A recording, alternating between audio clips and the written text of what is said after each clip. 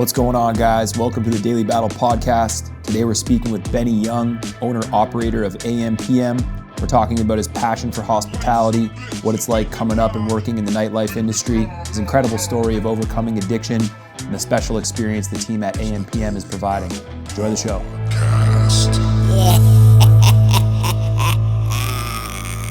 Let's get it. So today we're here with Benny Young, old friend of mine, catching up. Yeah, tell us who you are, man. Yeah, man. How far back do you want me to go? It's as far as you like. I guess like I've been in nightlife since I was 17. I'm 39 now. So I remember the first place I worked at. It was this place. I wonder if any of you guys ever heard of it. It was called Baba Lounge on College Street, right beside where the Royal Theater was. Dude, it was so crazy. This was like way past people not being able to smoke in bars. And it was run by these two, basically like Gino Coke dealers. I didn't know any of this at the time. And they would just let people smoke inside. And the fines would come, they would just pay the fines off. And I remember there was like this person that would come every Friday, Saturday night with like a full albino python and bring it in around his shoulders. And like, it's such a different era. Like I remember they would like take a rocks glass of like rum and Coke and take the snake's head and kind of put it in the glass. Like I'm just this kid. I wasn't even legal. I couldn't even drink legally. And I'm just like wide-eyed looking at all this. I was the only busboy. They had 3 bars. It was probably like a 200 person room. Wow. But I think to go back before that, like I guess I never really felt like I fit into the main crowd, the mainstream. Growing up, that was always a thing. I always felt like I was just outside the conversation that everyone was having in terms of like, those are the cool kids, or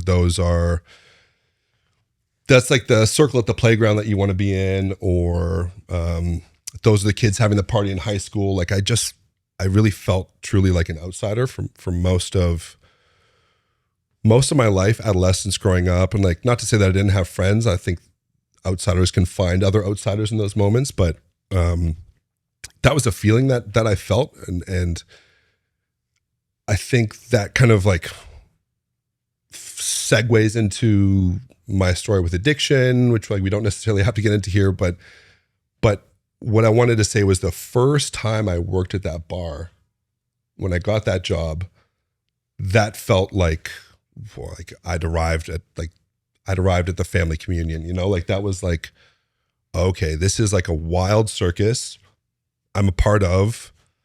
It's crazy. It checks all these boxes for things I want to feel. It feels like kind of like liminal, outside, a little bit Mad Max, a little bit pirate, you know, where you kind of like have this band of people that are together for this short period of time. It's a high intensity experience. Like it felt like home. And as insane as that place was with the snake and the people smoking inside, like it felt like, okay, like this is something I want to do. I like how I feel here. I like how I can be seen here. And that just kind of started me, I guess, over the years. I worked at tons of different places, small places, big places, a big nightclub called the Hoxton, which was kind of like I guess, pretty big cultural moment for Toronto in terms of a lot of people who were coming up around the same time were all involved in that club in some capacity. Legendary live shows. Crazy shows. Crazy shows. And I feel like that was a really cool thing to be. It was right at King and Bathurst for anyone that wasn't around back then. And I think it was kind of going in the face of what the norm club culture was at that point, which was you have to pull up in a button-up dress shirt. You have to have black dress shoes. You know, you have to like rosary. Yeah. Like really? It was kind of like, man, it was like Argyle vests and like, yeah, for a while. Who created that? Like, why did that become and like, that was such a weird, it was so weird. Like, where did that come from? You know, like, yeah. I mean, it was also the age of like Guess, like there was that was sort of aesthetically in, I feel like, to some degree, but I remember It's like bell bottom uniform. pants. Sorry? Dude uniform at the club. Yeah, like just so uncomfortable. Like, Dude, who are we that's pretending to crazy. be right now? And like the cool thing with Hoxton was there was never a dress code from the first day we opened. And it was a big room. It's like a 700 person room. Yeah. Whoa. And they offered, all the regular trimmings of like a nightclub experience. Like you could do bottle service, you could order drinks to the bar. Was Kenny a partner there? Yes. Yeah, he was. Yeah. Kenny versus Spendy. Kenny was one of the Oh, guys. no way. Yeah, I remember I met him there a couple Okay. times, and then someone told me that, and I was like, "That's so crazy, Yeah. so awesome." Yeah, Yeah, that was. I remember. I want to say it was Flostradamus. Oh yeah. I was like, similarly, it was like, oh wow, this is what nightlife can be. Like it was crazy. The just everybody going off trap music was like just coming in. And I knew like some Flostradamus songs, but like they played this set. They're in like, like track pant jumpers with like camp caps on and just playing like the most intense hard trap, and the venue was unbelievable. I was like, this is the craziest thing ever. That was, I think, my first time ever going to Oxford. Yeah, dude, we had so many shows there, and like I feel like the fact that the stage was right behind the DJ booth, and it had that kind of raw industrial feel, and you could have people shoulder to shoulder with Diplo, with Kanye, with we had so many acts come through there. It was kind of like half DJs, half live music, and I think it was also built off the kind of cultural capital that another club I worked at called The Social. Okay. Which was really, it's where Dog and Bear is now. Okay. So that was kind of like a blog house era electro zone for like, I would say early 2000s. Yeah. But same thing, no dress code, come as you are. And to see that on like a much bigger scale really, I don't know, it like imprinted on me. I was like, this is what it is. What are some, I would love to hear some like standout performances from the Hoxton that you got to see. So many. What was your role there first?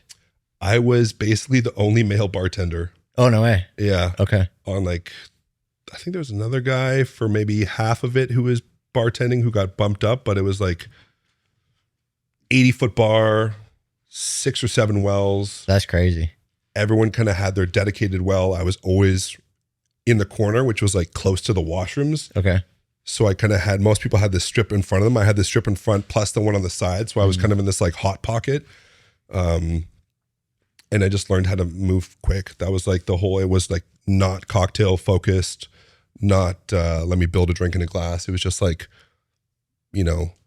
basically performing for 3 hours of how fast can you move, how much energy can you bring, Oh, wow. how clean can you operate. Creating the experience for them. Yeah. And working well with others as well. Like just like, knowing that you got to like, you're all in it together. We all pooled tips, which was really cool. That's cool. I know a lot of places don't do that. But best performance, I mean, Mastercraft did a show there. They did a Heineken show there. That was incredible. Gestaffelstein did a show there. There was a crazy, Embrace, which got incorporated into Live Nation, used to do these mad decent block parties at Fort York, and we would host the AP. So they would throw this like crazy 5,000 person open air summer concert series, and then we would get to pull from all that talent and put it into like a 700 person room. So you would have like, moments where there'd be like $1 million of talent on the stage back to back to back, like Skrillex, Diplo, Zed's Dead, Floss, Thugly, just shoulder to shoulder and just going 20-minute sections or song for song, and like that kind of like loose, unstructured collective energy was so fucking sick. Like, so all those were amazing. Trying to think, there was a Ty Segall show there that was really dope. What time was Hoxton? They were going like right through till 2 or whatever time too, right? Yeah. Which you don't see, I feel like, with live music. It's like, I feel like 1 a.m. is like the latest that you see now. But like the intersection between live music performance and like that nightlife experience. You know what I mean? Yeah. I feel like, it usually ran late. Right? It usually ran really late. No, I mean, that was also part of it. That was part of the shine for it, for sure. Early on, like I was definitely drinking tons. Drugs were everywhere. The idea of being sober in hospitality was not a thing. And, you know, I liked the idea that you all work together, you leave work and you have a pocket full of money, and then the party doesn't have to end. You all get to kind of have this like elite experience where it's like you meet up with all the other staff from the bars and you would go to the after hours. Like that was, I was horny for that. Like that was fucking dope. Yeah. You know, whatever that was. And that hooked me for sure. Like, you know, let's all go have this secret experience after that only we kind of know about. And like, I feel like that was a big pull of the afters. Like afters, I think back then was a little bit more cloak and dagger than it is now. You know, it was like a fucking sketchy alley run by people that you wouldn't necessarily like to be in a room with. And it was like, I don't know, secret, Man, very secret. I'll never forget one, me and myself and my business partner, Chris here, we went to one, and like, as soon as we got in there, I guess the cop showed up and they just like hold up the door, built a wall type thing. And they were like, oh, there's no one in here. There's no party going on. Then we were stuck in this place where people have been like smoking cigarettes and stuff too for like 2.5 hours. They couldn't go outside. And it's like, we're in like, there's a room with mattresses like around the wall where people are just like reefing darts. I was like, we got to get the fuck out of here, man. And we're like literally stuck inside while the police were waiting outside to try to, I don't know, figure it out. It's like that was crazy experiences. But like the addict part of me was like, that kind of sounds fun. Like, was I feel like that fun. kind of sounds fun in the moment where you guys are like, it becomes like the story for the night that like you get to carry into other, oh, remember when that shit happened? Sure. Like there's an appeal there for sure. At least there was for me, like back then, of like chasing those stories that you could tell that people wouldn't even believe, you know, that you could kind of like use as, I don't know, prop cards to like, well, I did this. Social currency, right? Yeah. Yeah. Totally empty, totally like actually like hollow once you break it open. But like, you know, for a 20-year-old kid or a 25-year-old kid, like I think it really held like some kind of magic in there. Yeah, well, there's an allure to it for sure. Even me on the outside, I'm like, oh, that actually sounds kind of cool. The adventure of it, man. Not being involved with it, I'm like, oh, wow, that's a crazy story. Do I want to be a part of it? Maybe not necessarily, but it's like, wow, I feel like from my perspective, I don't have a lot of those stories. You know what I mean? So to listen to you talk about it or listen to you talk about it, it's very interesting, right? So it's like, oh, wow, I didn't realize that that's how things moved at that time of night, because I was in bed getting ready to train at 6 a.m. But I'm sure like the hardcore scene has its own version of that too, right? Where it's like, sure. But I was always like, when I was growing up, even in like, so I started going to shows when I was probably 15 or 16. And then I always kind of was 1 foot in, 1 foot out, both socially and in skateboarding and hardcore and all that stuff, because I always had the fallback of I have to train in the morning. So for me, like I never really felt the need to define myself as like this skater or a hardcore kid or, you know, whatever it might have been, because I was always riding this line of like, it was almost like an identity crisis early, right? So I felt when I was in high school, I was lucky because the kids in my school were actually really welcoming, and like I was always invited places, but they knew there was a 60-40 to whether or not I was going to show up or not. And it was always 60 to the percentage that I'm not. And it's because they knew that, I think they knew before I did that I was actually like wanting to fight full time. And so for me, when I grew up, I was always this kind of like self-made outcast, because they were very accommodating, but I never felt like I connected because mentally I was in a completely different place. You know what I mean? So the stories that I have always come from fight trips or you know, traveling with the national team or whatever, but I never had like pure crazy stories like that. But I mean, it's interesting because like you see identity crisis, but to me, it sounds like, dude, I'm jealous of that. Like when you were that age, you had like a real calling where you were like, fuck, this is who I am. This is what I want to be. I can flirt with all these other things, but when it comes down to it, I know what number one is all the time. Yeah, and I think you hit the nail on the head with like I was very good at flirting with the ideas, and I think a part of me really wanted to belong in that piece of my life as well, because for me it was like, well, if I'm not one of them, what am I? And I think that at a young age, especially 14, 15, 16, even into college, I would always try to pull myself back into like a social circle or into like the cool kids or whatever it might have been. And they were all, again, thankfully very welcoming to that. But I was always 1 foot out the door. And I would always prioritize whether it was going to the gym or a training camp or whatever it might have been, because I knew that was my love. Like I knew when I was 15 years old, when I got back from a fight card in Lockport, New York, that I wanted to be a professional fighter. I knew. And it was for me battling with, do I want to be a normal kid and go and party and have these social interactions, or do I want to be an athlete? What was it about that 15-year-old you in that moment? Like, what was the thought or the feeling where you're like, this is it? I think the catalyst to it all was how hard it was. Like, I think that like I realized very young that the concept of combat is like, I can validate myself because I know I'm better than you. Like at literally the most primal thing that we can do. At a young age, it was like, oh, like I've actually found that I see worth, like I saw value in myself.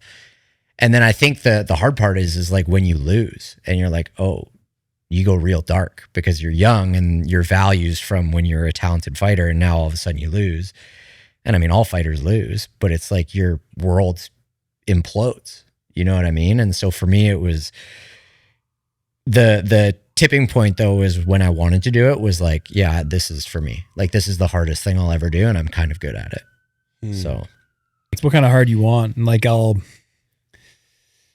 something Benny, you said about when the first place that you worked going in and there was like this madness to it, this like circus to it. I feel like in hospitality, like I can relate to that as well, where I remember walking into This Is London for the first time. I remember being like, there's this many people in a room, and it blew my mind. And I was immediately like I don't want to say a moth to a flame because it's an extreme way of putting it, but it's like for me right there, I was like, I will compromise any other interest that I have to be in this environment as much as I possibly can. And like 2,000 people in a room all listening to the same song, like going off, having a blast, like at 18 or 19, remember that was like, this is the most insane experience ever. I could do this potentially for work or work in this environment.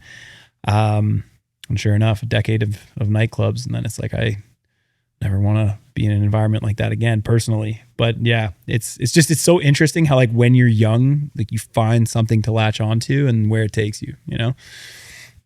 Yeah, I think it speaks to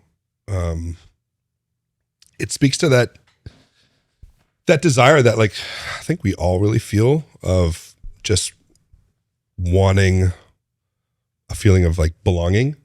And for you, sure.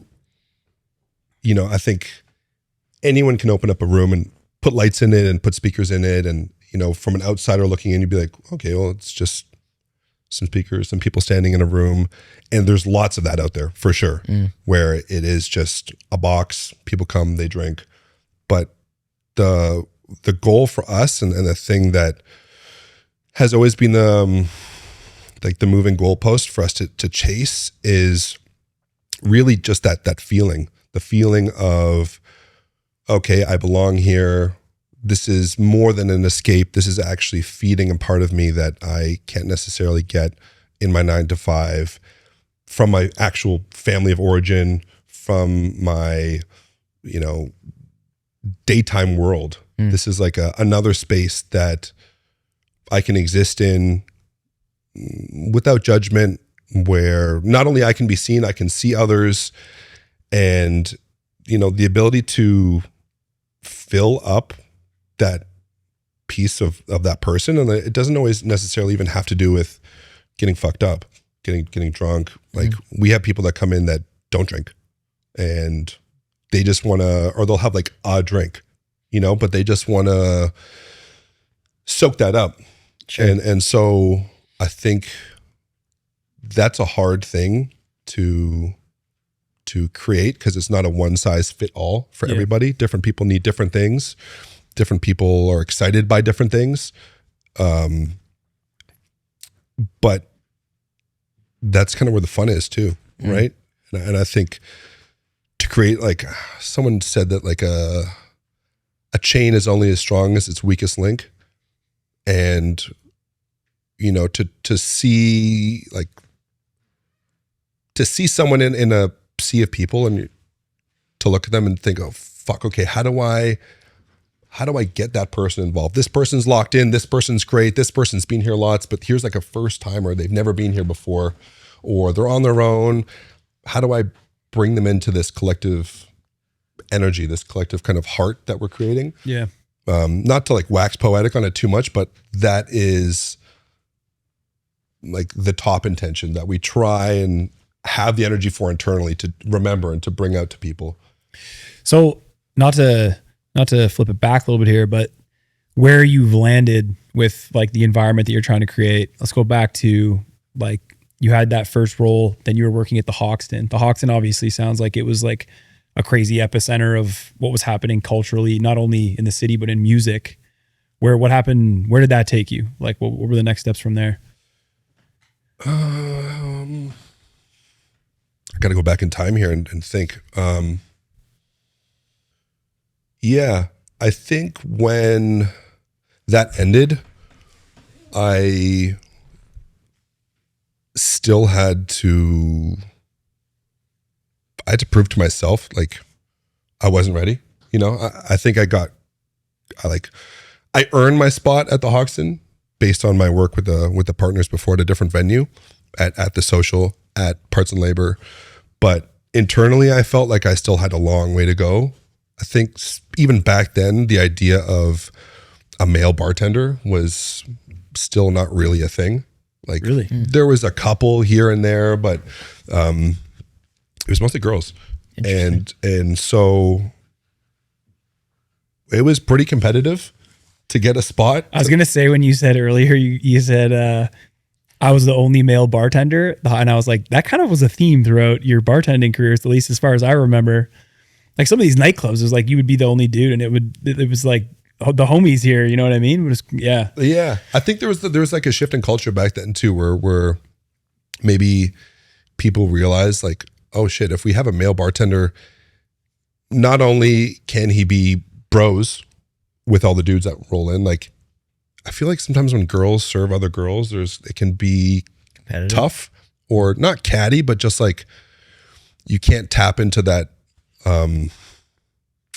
You know, everyone goes to a club. I think a lot of people go, and like an element of what they're searching for is the element of being enchanted in all different levels. It's with other people, it's with the music, but I think,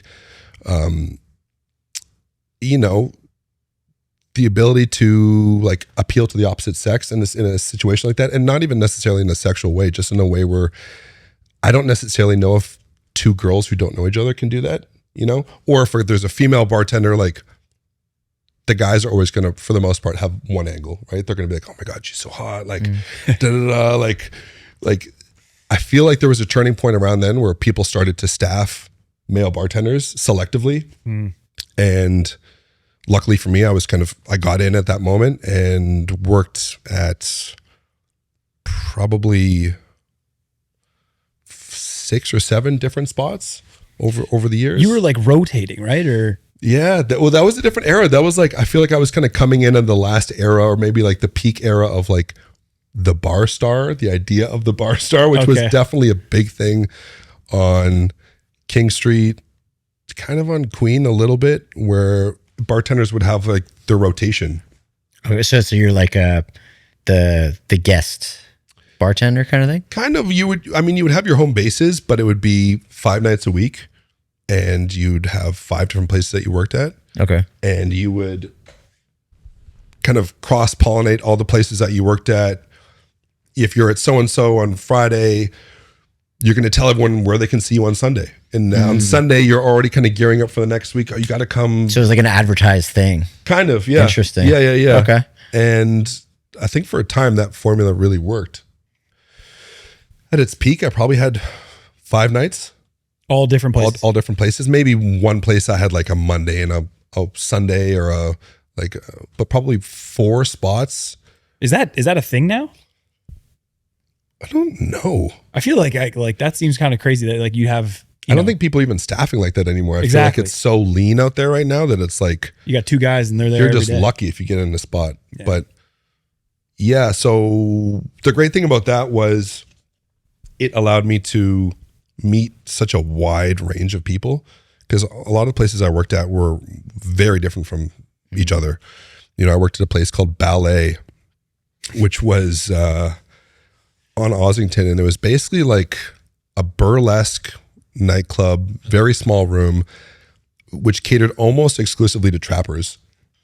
What was useful about that for me was I got to learn how to interact with that specific type of person who I might not come across in my everyday, you know, and like how to find out what they want and how to act around them, and like how to just to be exposed to like that very niche group. Yeah.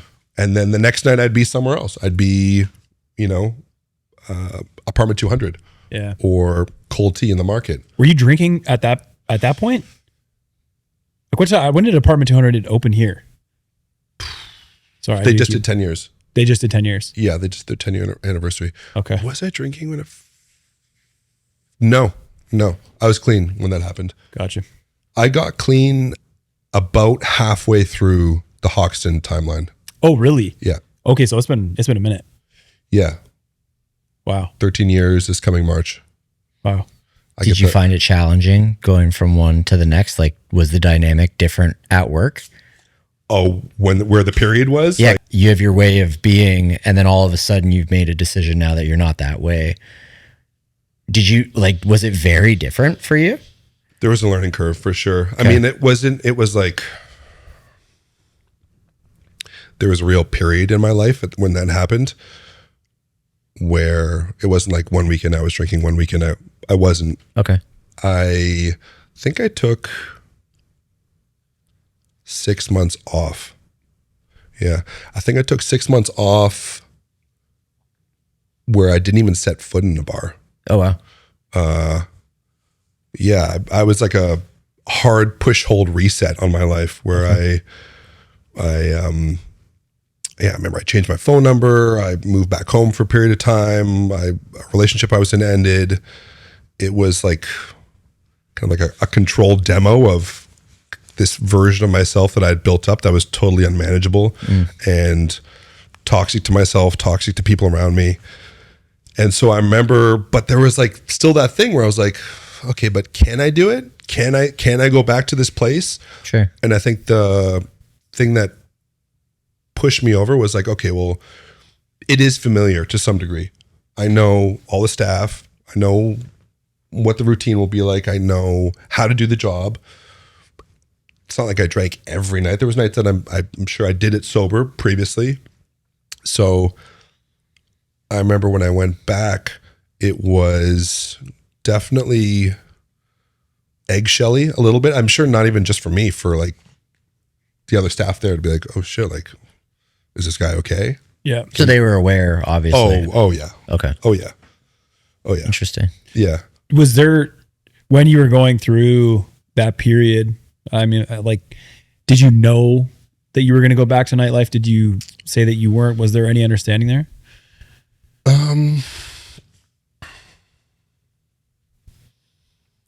Not at first. I think I worked for my cousin for a little bit because I think when you're faced with like oh my God, my whole life is fucked, I have to change everything, you try and change everything. And so my cousin had like a woodworking carpentry business, which I know nothing about. I'm not good at. Literally out of the goodness of his heart, he was like, okay, like you can varnish and sand these tables for me. He does big scale projects where he'll do all the tables for a bar or, you know, tons of tables for a house. So I worked with him full like daytime job, like total pivot. You know, we would start early, finish at 4. And I liked it. And it was great for me to just be in that same version, like kind of isolated because I didn't know anyone in that scene. I didn't even know those hours. And he was like a wholly good person who was just there to do the work. And that worked for a while. But then there was a piece of me that still really missed it, I think. The enchantment, man. Totally. Like, yeah, people are being enchanted, but also I was enchanted in it too. So I think I wanted to see, and I wanted to, I don't think I was like dead set on it. I was just like, let's try it. Let's see if I'm going to go crazy. I've done a bit of work on myself. I'm still kind of early recovery. I think my thinking back then was like, if I'm super open about it, no one's even going to give me a fucking drink, because everyone knows, like, I'm like a hand grenade. If you pull this thing, like, out of respect, everyone's gonna be like, okay, like, he doesn't do this anymore. Yeah. So, and to everyone's credit, like, no one ever pushed me on that. So that was it. That was it. Wow. Yeah. Incredible. Because that, like, the one thing, and I knew that we were going to get here, and I was excited to talk to you about today, is like, it sounds like you have a profound love for nightlife, first and foremost, which is something that we share. Is what kept me in nightclubs for so long. It's like that first job you had, where it's like, oh my God, this is out here, this exists. Like, people are like this, and feeling like you could be yourself, and then also like meeting different types of people and understanding how to build relationships with those people.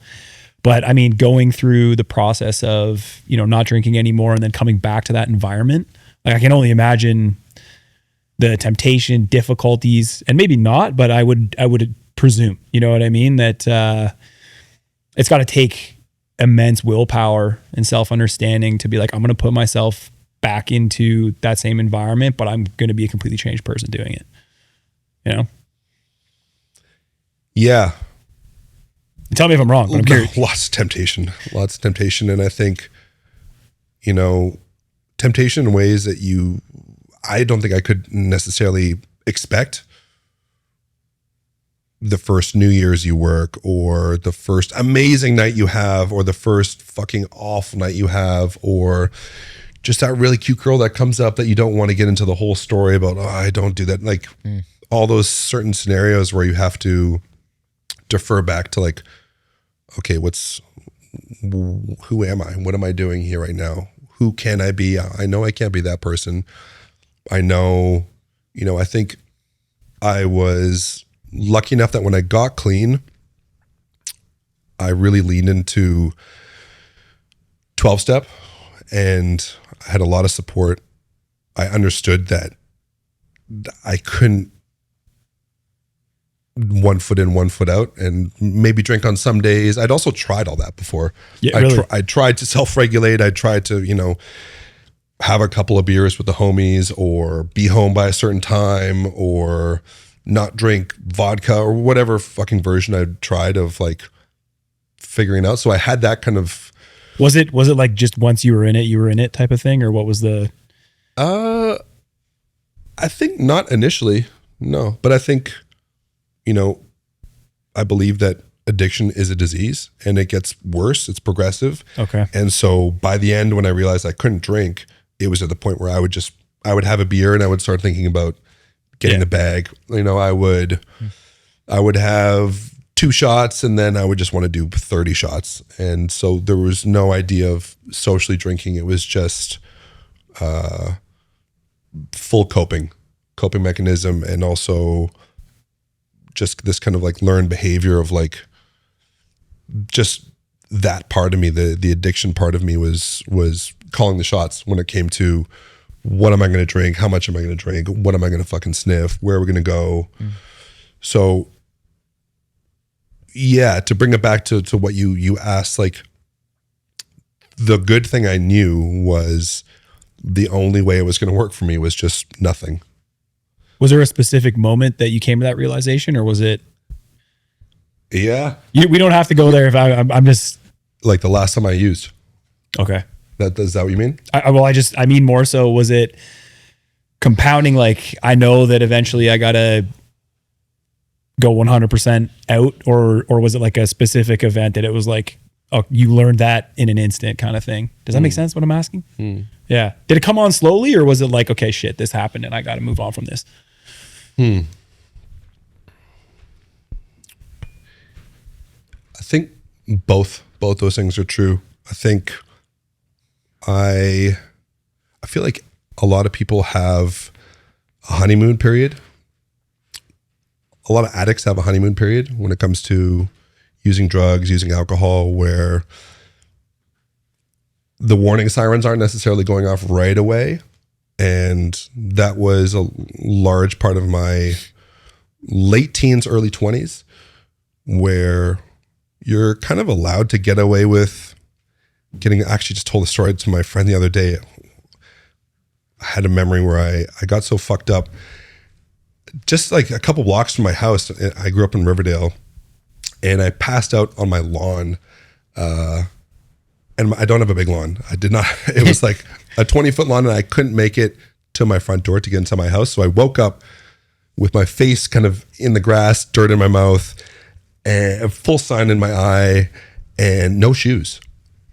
And the crazy thing was I had left the place I was at, which was like 4 blocks away, with shoes. Someone had taken my shoes off me from my front lawn. Oh my God. That's how fucked up I was. Like, I don't even, like, That's I was crazy. dead. What were you wearing on your feet, man? Dude, I remember it. I had like 2-week-old black Wallaby Clarks. Oh, and I thought I was so nice with them. I'd wanted these shoes for so long, and I remember they were kind of expensive back then. I don't know what they are now, but I'd never bought another pair. There's like a weird shame thing I have with that shoe now, where like it comes up and like I can't rebuy it, and like, yeah. But I had these Wallies on, and like, but also I don't know, however old I was, you're 20. It's kind of like a fun story to tell people, and you know, who's going to call you out on that behavior. Or in university, when I was there, I got kicked out of residence for a series of crazy missteps. I was in Halifax, and we lived in res. I was there with a couple friends, and over the course of like 3 months, 4 of us got evicted, and each eviction happened on the eve of a previous person's eviction party. Like, it sounds like some like Oh my God. Will Ferrell movie or something, where someone gets evicted, they're forced to move out of res.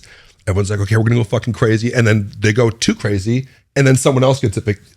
Oh man. So I remember, yeah, the You guys were just destroying apart like these. oh, literally just destroying ourselves, destroying the property. I remember, this is a funny image I had, where the night's over, and this is kind of like a snapshot of like, okay, what does like just chains off addiction look like? And like this version of me, night's over, it's whatever, 3, 4 a.m., everyone's fucked up.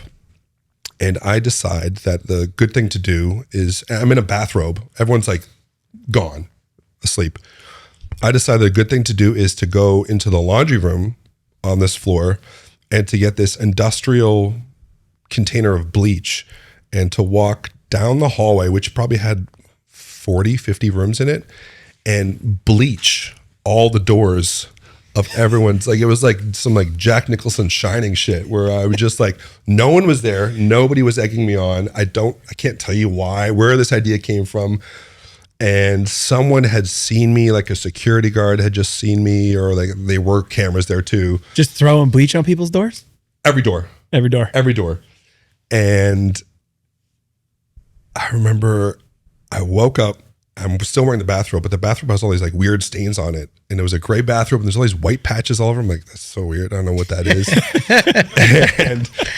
and the phone, but we all had phones in our room, and the phone, it was like an old school kind of pickup phone, and it had like a blinking message. We had like voicemail on these phones. And I'm like, that's so weird. No one ever leaves a message on my phone. And I remember hitting the message. I'm lying in this bathrobe, weird stains, and it's a message from the dean. Oh man. We had this female dean who just hated us, understandably, just saw it for what it was. We were just nightmares. And I was like, you come to the office immediately. And I went to the office. They're like, so you have to leave. But also like, same kind of thing. I managed to hide it from my parents, and I found a couch to crash on for the last, I think I had 4 months left of that year. Somehow passed. Like I was barely going to school. I somehow got some kind of average. Really? Oh, so they kicked you out of res, but you stayed. You could only go. Somewhere I still have the form they made me sign, some like email thread. But yeah, I could only go to lunch or dinner. Then I had to leave. Actually, maybe I couldn't even do dinner there. Yeah, maybe it was just like lunch to the class. I had to leave campus.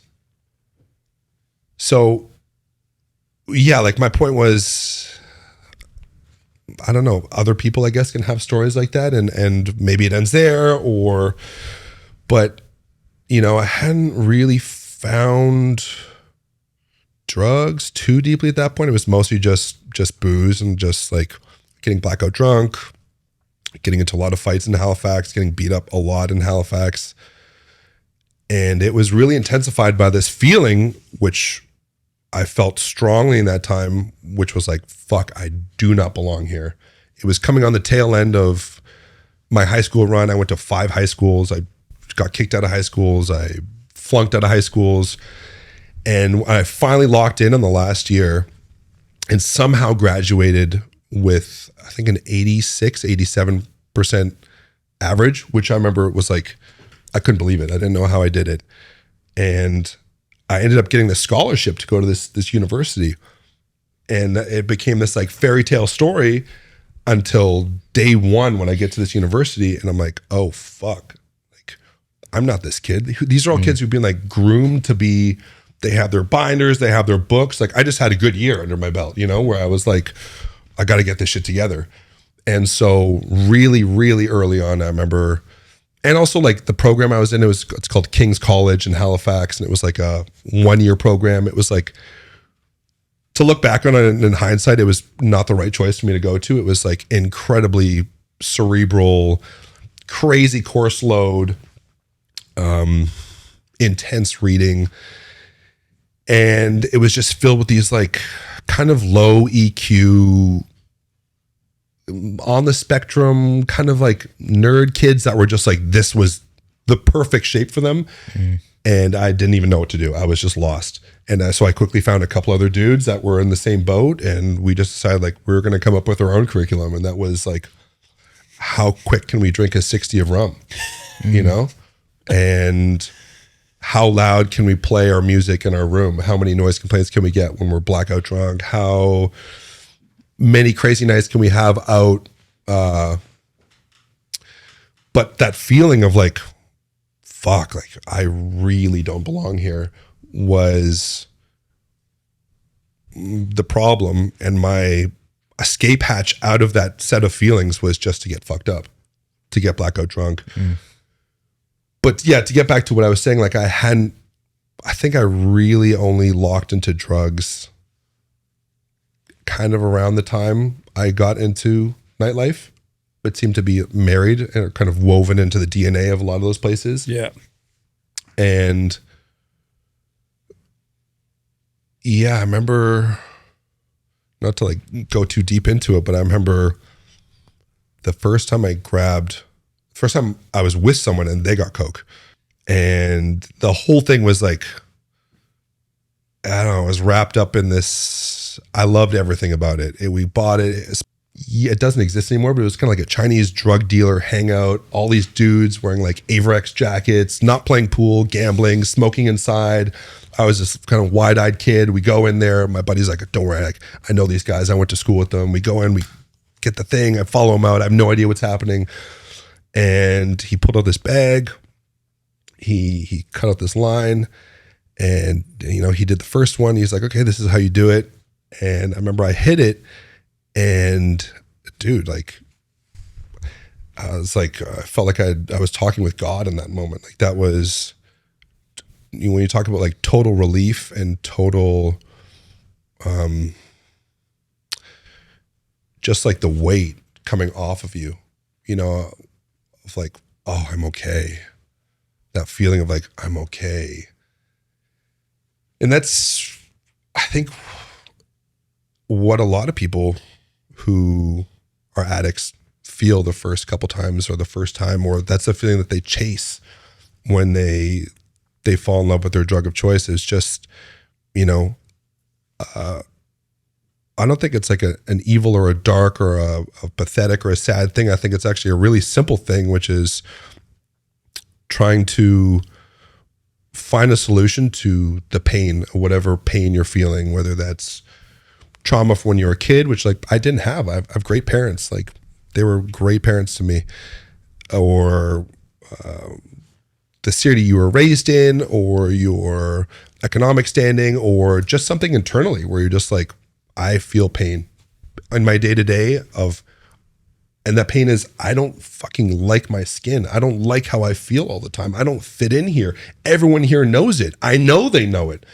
And then you hit that thing and you're just like, actually, like, I'm really good and I can stay here. I want to stay here. So that's like, I don't know, that's like a Chinese finger trap. Like once I went into that, it was really hard to disengage from that loop. And then I think that loop just progresses up because, you know, the addict craves novelty and loves novelty. So what worked at the beginning isn't going to work 6 months from now. And what works 6 months in isn't going to work a year and a half in. It keeps ramping up, right? The pain remains constant, but the solution that you choose to fix it, it's going to need to ramp up. And as that ramp up happened, you know, the behavior gets crazier, the consequences ramp up, and you're getting older. So maybe the acceptability of like what you can get away with becomes harder to hide from people. Well, it's also no longer just a phase, right? Like it's not just one night or not just one thing. Or one breakup or one location you're in. It's an accumulation now, right? Yeah, it's like it becomes like a sad sidecar story to who you are. And there's something that I find really, really profound. This saying, there's an artist, I think her name is Jenny Holzer. I'm probably saying her name wrong, but she came up with this series of text images and text art, and she's been around for a long time. And one of her famous ones is "Protect me from what I want." That's a huge, huge saying. But I just recently found this other one of hers that I'd never seen before, and I might even get emotional if I read it. But the reason I found it was because my business partner is also in recovery, and he's coming up on 7 years at the end of January. I think it's January 25th is his clean date. And as this kind of thing that we do for each other, like in the program we're in, they give you key tags, which are these kind of little plastic things that's on my keys that it looks like a teardrop, and they're different colors. They signify different amounts of clean time. But I feel like for whatever reason, we really want something that's more like armor, you know, that's kind of like a jewelry thing that you can wear. So early on, I was like, fuck, I want something I can wear all the time. And I want something made out of gold or silver or whatever it was.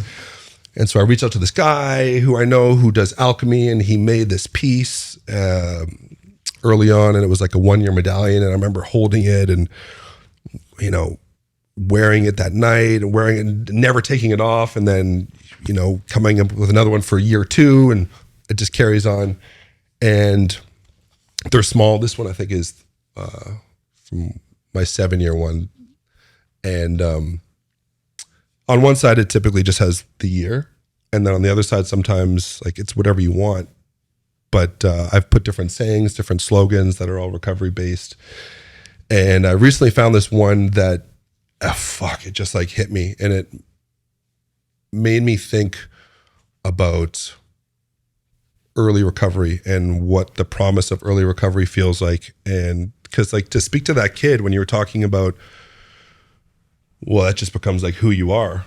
And I think, sure, there's some people where they're just like, this is it. This is me. You know, I don't ever even want to change. And, you know, a lot of people just die like that. But I think the tragic part about addiction particularly is for so many addicts, there's a huge part of them that doesn't want that.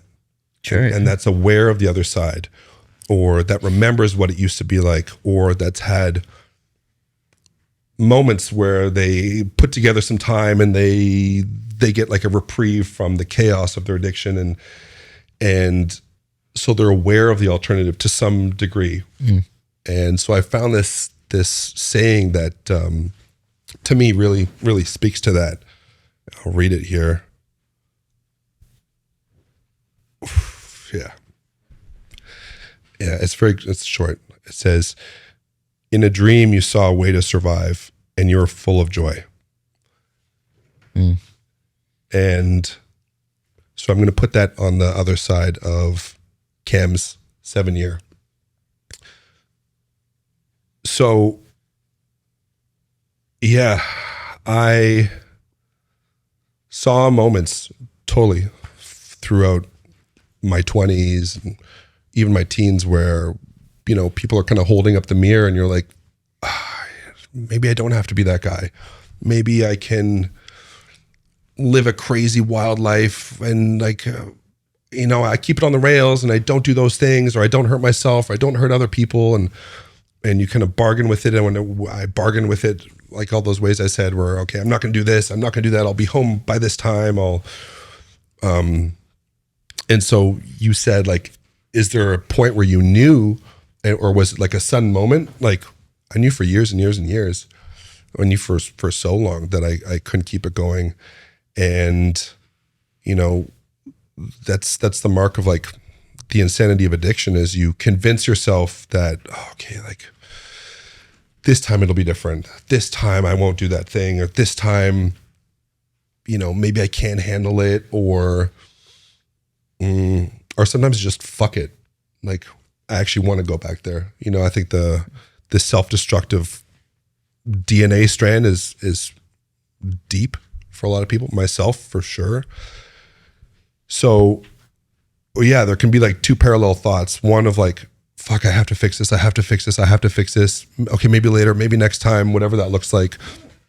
And then, there's the, people talk about hitting a bottom, hitting like the final frame of what they're using looks like. And so like, I definitely have my version of one of those it just felt like it had gotten to that point where it was kind of the sense of like impending doom at all points of my life, where I've just always felt like I was coming up to the edge of a cliff. I didn't know what was going to happen when I went off the cliff, but I was like strapped into this car. It had no steering wheel.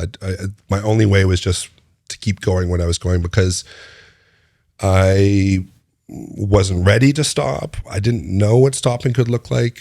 I hadn't seen many examples of it in my life that I could actually identify with. I'd seen people who, talked about 12-step. I didn't understand what that was. I'd heard of people who just didn't drink or who were edge. I didn't really know what that was. And so I was just kind of strapped into the consequences of my own repeated behaviors. And I think that when you're in that mindset all the time, it's going to just make you try and escape even more. For me, it definitely did, where you're like, I even do it now where if I'm eating chips, I try not to eat chips. I just can't fucking stop once I start a bag of chips, where I'll take the chips and someone will be like, okay, like get them away, and I'll throw them away. And then I'll go over and I'll grab them again and I'll have a couple more chips. And I'll be like, I'll throw them even further away. Or like, as I'm being like, okay, I got to get these things away from me. I'll like put a bunch into my hand. It's like, the end's coming up. And so like the last 6 months, it was just like crazy. I was dating a girl. She had started dating me and she liked to party. And by the end of it, she was like totally distancing herself, being like, you need help. Like, I am not down for this ride anymore. I was working 3 different places at that time. One of them was Hoxton. And there was a staff party for another place that I worked at, and I was also a partner there, and I was the bar manager, and I had a certain amount of kind of like, I don't know, no oversight. I could do whatever I wanted. And there was a staff party. I went out to the staff party. All my close friends were like, what are you doing? You know, by that point, it was not this like hidden thing. It was like, you got to stop. Like, what are you going to do? You know? And convinced everyone I was going to have a couple beers. I remember I went there. Someone asked me about, I don't want to bring up her name out of privacy for her, but like, where's so-and-so, like the girl you're dating? And it was so rocky with us that we weren't even really talking, even though we were kind of living together, not living together. And I got hit with that question. I remember my eyes welled up, and I was sitting on the bar, and I turned over, and I remember I had a beer in my hand. I put the beer down, and I ordered something obscene, like 4 triple Jameson gingers and 20 shots. And it was an open bar. And I remember the bartender just kind of looked at me like, okay. And that just started it. And then at some point I went behind the bar. I just took the whole bottle.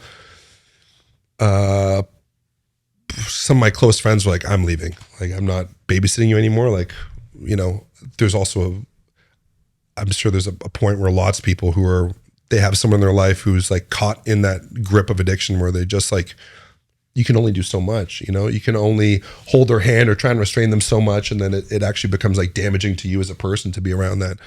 So I was experiencing my version of that.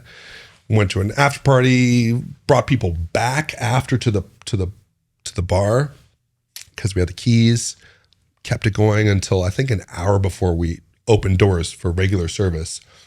And, you know, I think then you come to and you're just in your living room and it's like quiet and you're just smoking cigarettes and you're by yourself. And I think that's like a microcosm for the kind of shadow puppet of addiction, which is like it offers you connection and it offers you this idea that you'll be comfortable with who you are, or you'll be comfortable in this group, or you'll belong, or you'll be with these people. And then what's actually inside of it is just total isolation. And that's always where it takes the addict. And suddenly you're just there and you're by yourself, and then it all hits you, right? That's always like the kind of like pin drop moment where you're just like, I did it again. And I don't think I've passed out. Somehow I kind of like lay down for a bit, came to, and it like the consequences for that day seem not trivial, but like I've told this story so many times and also so much time has passed that when I go back to that day, it seems like, okay, well, like, I don't know, you could have called someone or like just had a coffee, or like it would have been okay. Like it wasn't that bad, but like I was supposed to go to this cottage I grew up on with my dad. It's on an island. You can't get there in the winter. This is the dead of winter. And we had planned this whole thing to take snowmobiles, and we had to leave really early to get across the ice. And it was this kind of, I've only been there once in the winter my whole life. So it was this kind of thing we had that obviously didn't happen. And I woke up to messages from the girl who was like, what the fuck? Like I saw photos of you on Facebook, I guess, because IG was not a thing yet. And she's like, I know what you look like when you're fucked up. Like you said you were just going to have a couple beers. Like that was the story you told.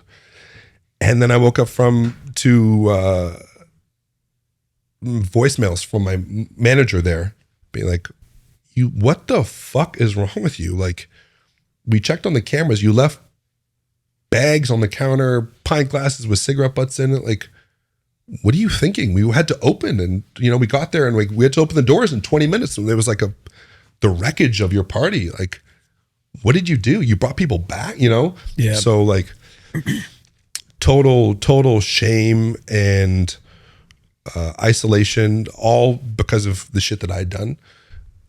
And so in that moment, that's where addiction took me, right? And just smoking cigarettes, staring at a wall, listening to these voicemails, like just black, just like total. And so, you know, I haven't really been in that place very many times in my life, but you know, I've been in similar places where you just, it's almost like you go outside of yourself. You're not really making decisions anymore. And so, yeah, I called the girl. I kind of like did like I made a weird call to her. I don't really know what I said because I was super fucked up, but it was like basically like a goodbye call kind of thing without really saying goodbye thing, maybe some apology stuff, and went to the washroom, closed the door, ran in the tub, gone to the tub, slit my wrists. And I woke up to her. She had caught the vibe that I was like not in a good way, cradling a phone in her hand with mascara pouring down her face, on the phone with paramedics, slapping my face, trying to get me to wake up, bathtub red.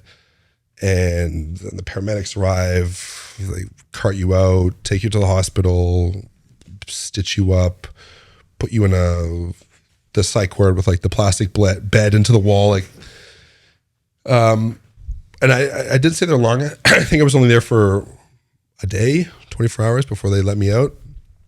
And it was a decision, like there was nothing glamorous or cool or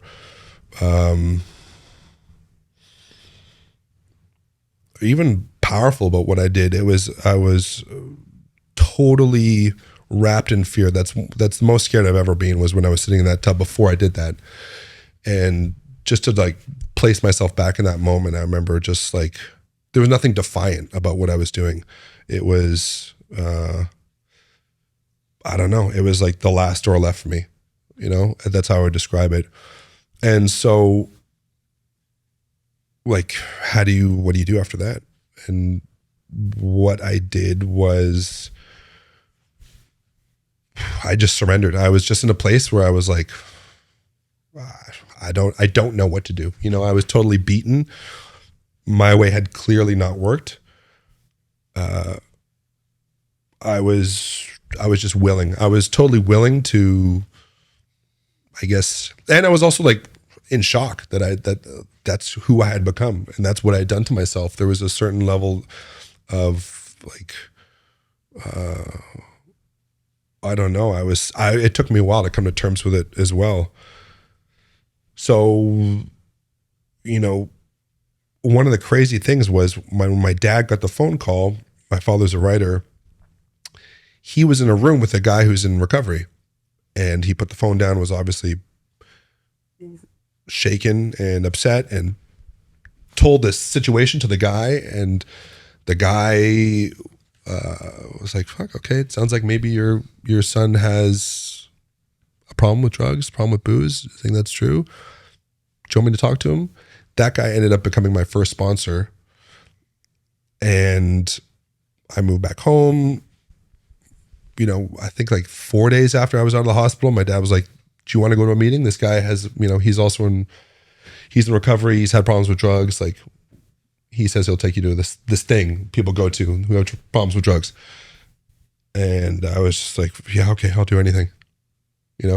I was lucky enough to be in a place where I remember just being, yeah, okay, sure, whatever that is. Like, and so bit by bit, I kind of went down the road of where that would go and what that would feel like. And one of the things early on that I loved and still love about recovery is when you go into those rooms with people. Like, I always love being around crazy people. It was always another big draw for me about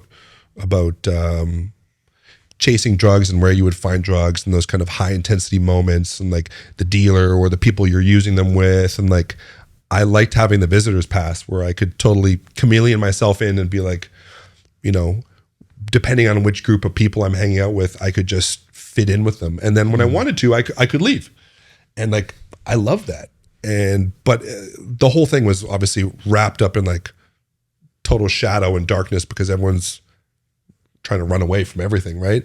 So the cool thing about recovery is like the rooms typically are filled with like pretty crazy people, but it's the inverse of that. It's like soul school. It's like everyone's just trying to collectively figure out how to not do that. And the way to do that is by connection with each other. And the way you get to that connection, from what I've seen, and to speak personally about it, is through like real vulnerability. And that connection is something that I always chased through using drugs. That was the shadow puppet lure of like, you can get this. And I never actually got it. In recovery, you actually get it. And so it's really like the antidote to the disease part of you that wants to isolate you, that wants to keep you away in your own, fuck, I'm a piece of shit, I'm not worth anything, whatever that loop is for everybody, you know? And so, yeah, I remember I had like I just fell in love with that really early on. I was like, oh fuck, these people are from all different walks of life. They're all fucking crazy for the most part.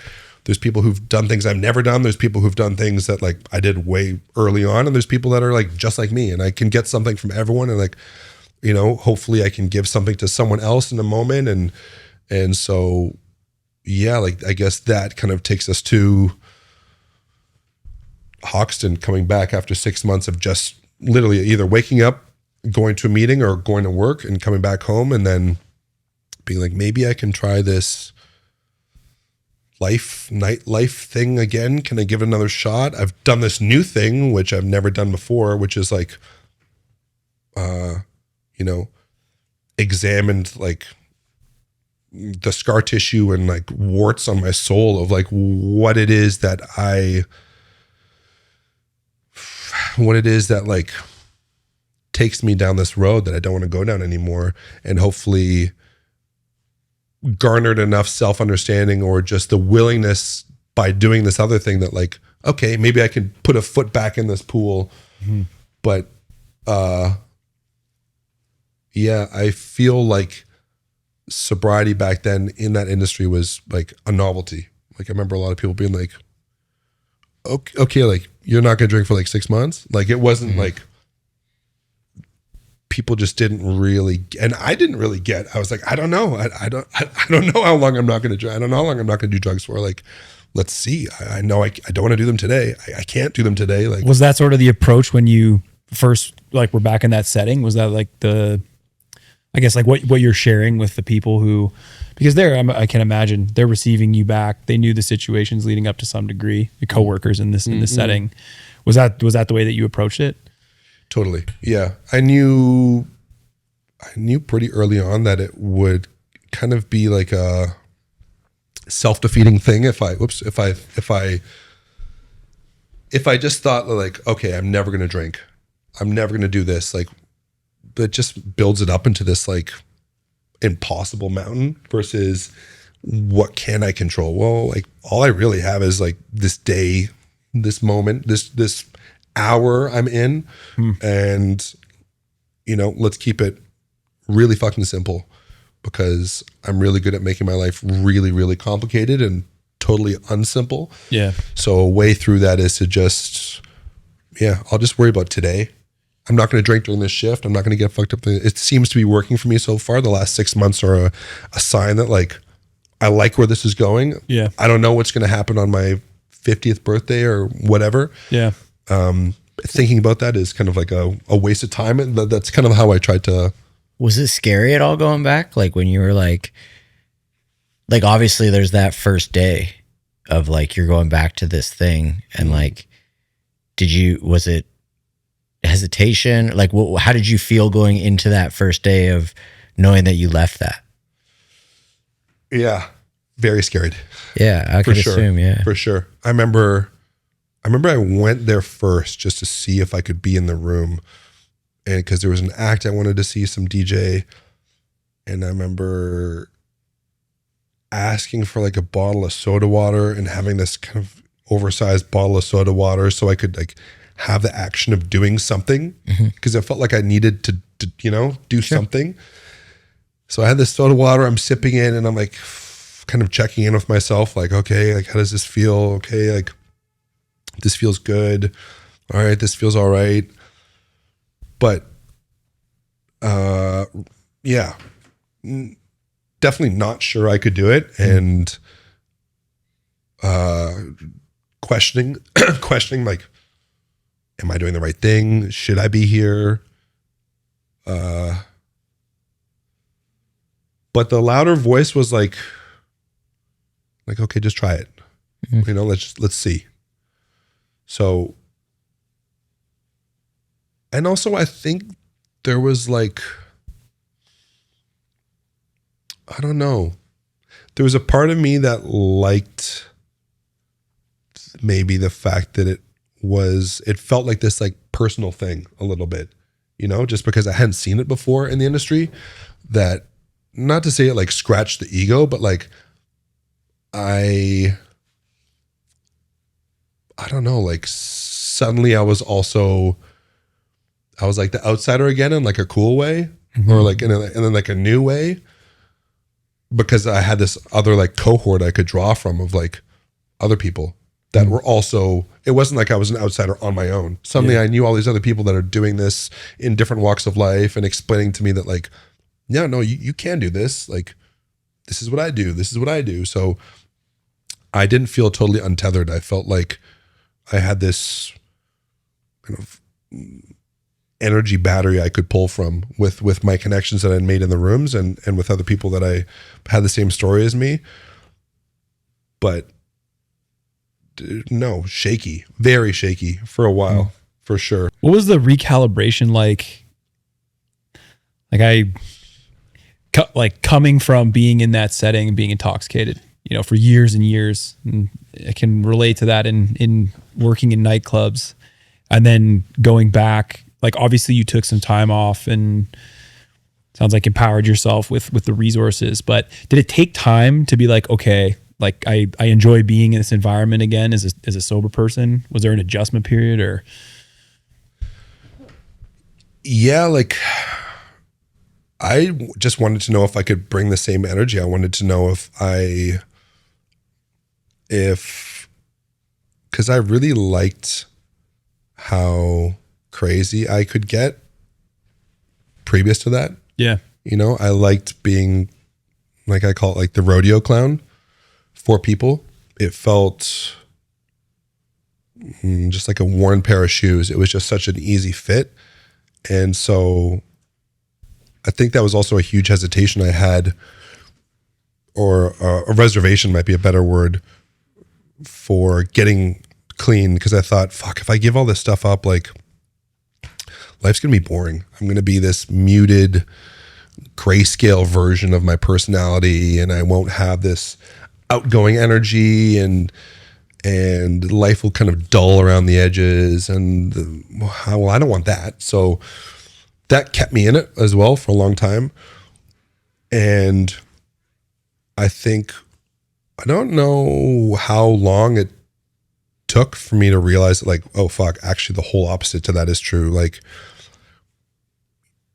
you know, maybe it was because it was a familiar setting at that venue. I was able to like tap into some of that energy, and then I tapped into like way more, where I was like, I can actually go toe to toe with these people. I can be just as crazy, just as hyped up. People don't even understand. They don't even think that I'm sober. Wow. Because I'm in it. You know, I have that energy. I actually have more energy than before. It's more sustainable. But also, you know, life is not boring. Like, wow. you feel all this crazy shit all the time. You're buckled into the roller coaster. There is no escape button. So like the highs you feel even crazier of an amazing night, an awful night, you have to like weather this thing. Like it's very intense. And with that, I think like the confidence slowly kind of grew on its own, where the more and more I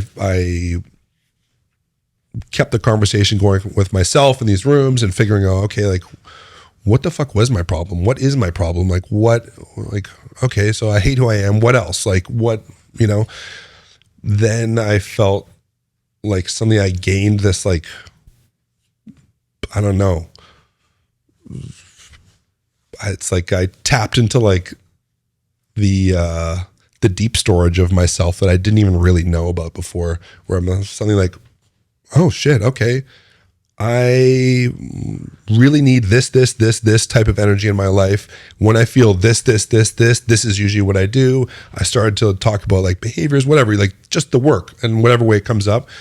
And that translated to Well, actually, like talking to that pretty girl over there, or like this group of kind of like thuggy looking dudes, or this really cool group over here, like it's not really as scary as it used to be, because like I have all this other stuff that I've done that's way scarier, you know?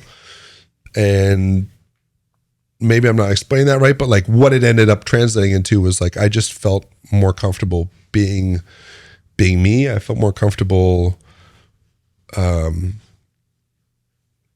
leaning into situations that before I probably would have needed tons of lubricant before, shots, bags, whatever. And so, yeah, it didn't happen right away, but, and then I think it's like it builds momentum. Like then, I don't know, people kind of get off on the fact that you're sober, you know? And that kind of feeds into this thing where people start to recognize that it wasn't maybe just a phase where I put a bit of time together. Oh shit, you're doing this thing, you're a year clean and you're bartending. Like that's pretty cool. You know, you start to get this respect in a different way, which I don't know. I always wanted that. Like I always wanted to feel seen in some way. So,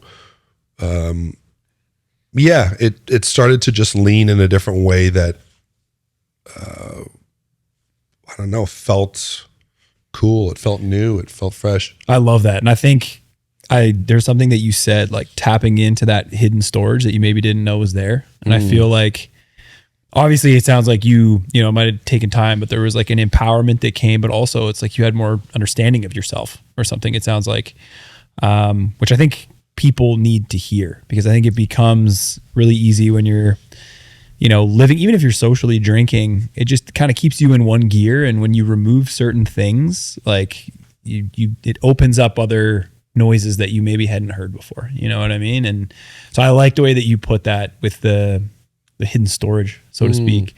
But I want to ask, because, and thank you for sharing all this on the addiction side, but the love for nightlife, like I find like that seems to be a thread here that interests me, because you came back obviously going through an experience like that.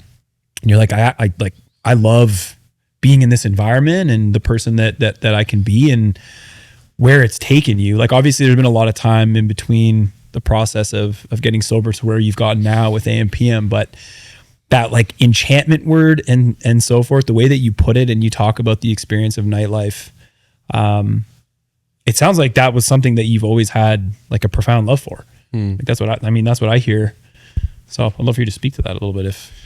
Yeah. I grew up watching a lot of theater. My dad writes plays. My mom's a writer. And so as a kid, not only would I go see all of his theater, they both wanted to independently expose me to a lot of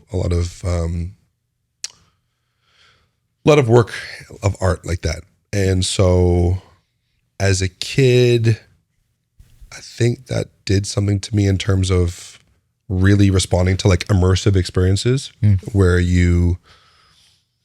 the world kind of fades away and you're just in this person's story, or you're in this piece of art, or you're seeing this thing, and then it turned into movies for me later on. And so I mean, it's tough to beat that in terms of feelings, and it's a hard feeling to find. I feel like the older you get, that sense of immersion where you,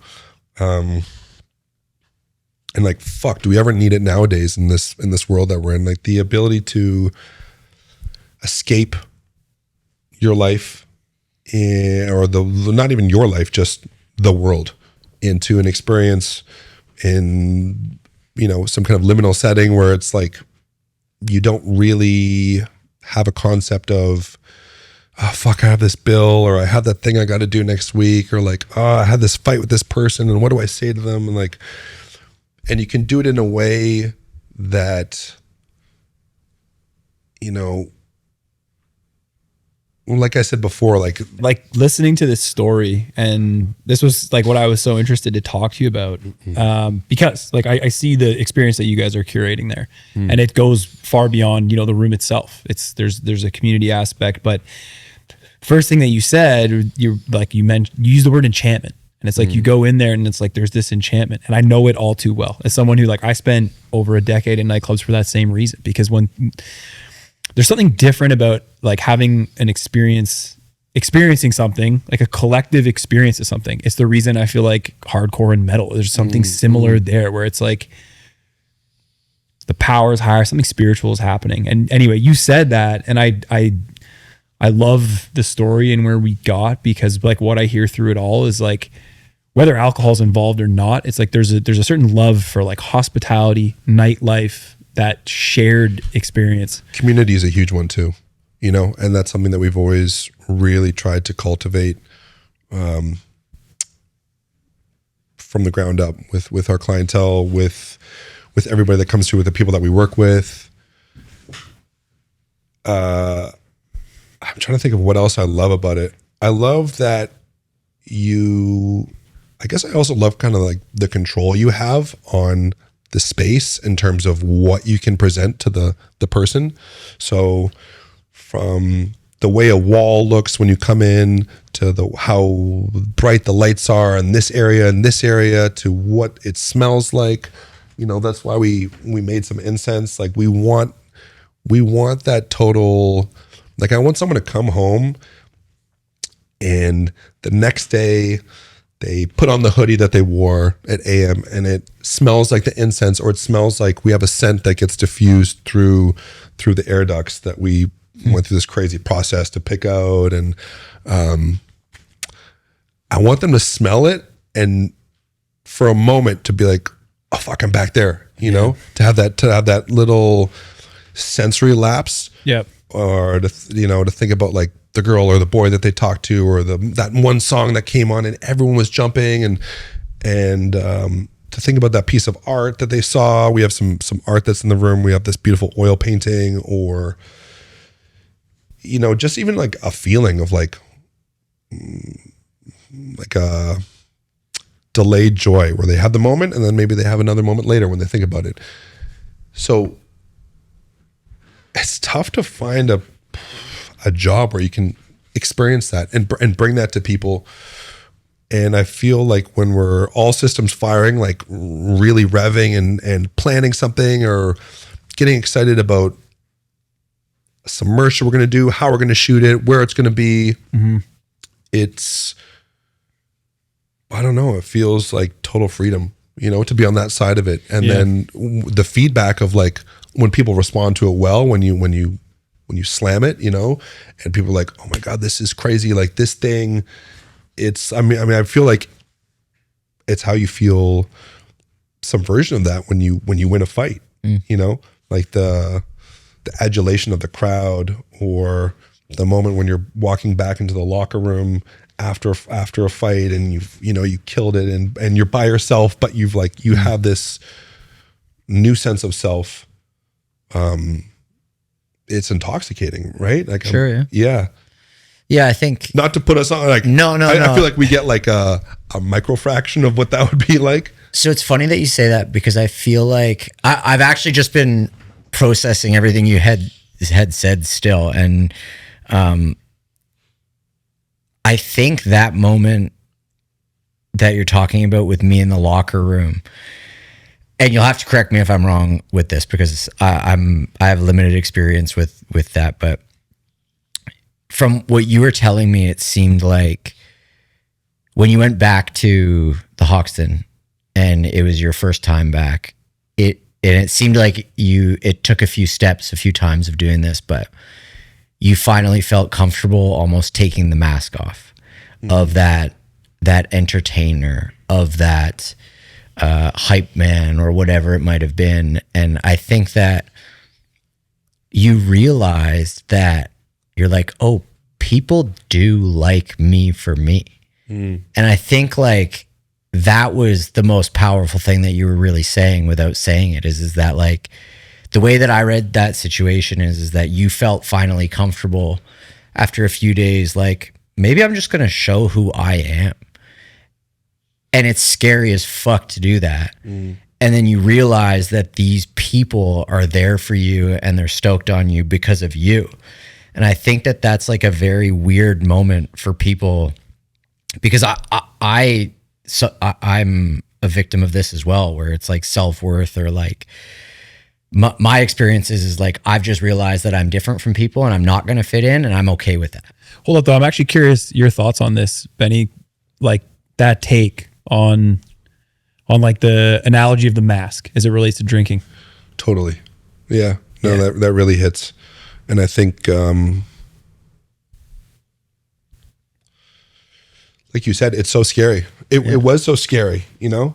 And like, I mean, I think there's more than one mask for sure. Like there's a mask behind another mask behind another. It's like, I feel like that's where the work is just trying to continually peel back, where it's like, you know, how do I put myself in situations where I can be as authentically me, whatever that looks like, raw, vulnerable, and maybe get even deeper another layer, and like know that it's okay. But to go back to that moment, like, yeah, for sure. I had no idea who I was. Well, and so that's why for me, like when I look at that, you talk about like when you come back from a fight and you win. The reason why fighters feel that way is because that is the most raw version of what you'll see. You will never see a human being in a more raw form than in a fight, because if we lose that fight, we did it in front of thousands of people. And so it is our most vulnerable self. So when we get back to that locker room, it's a relief. It's a proud, you're like, holy fuck, I can't believe that happened. And so that's why I would say that for you, those layers being pulled back is the same as that moment.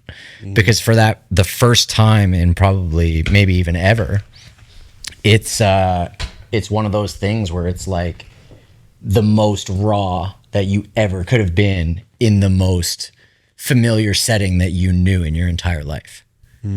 Which is very interesting to me, because now you've obviously made a living going back to that and been comfortable with it. But that's where I think we can connect, is on that feeling of like raw, like emotional, the realization of like, we put ourselves out there and wow, it's accepted, or wow, it's actually like, maybe we aren't as bad as we think we are. You know, like to me, that's what I was hearing. So yeah, no, thank you for that. Yeah. So I would love to hear. So thank you so much for sharing the journey with addiction. Yeah, I mean, like I was angsty as a kid for sure. I like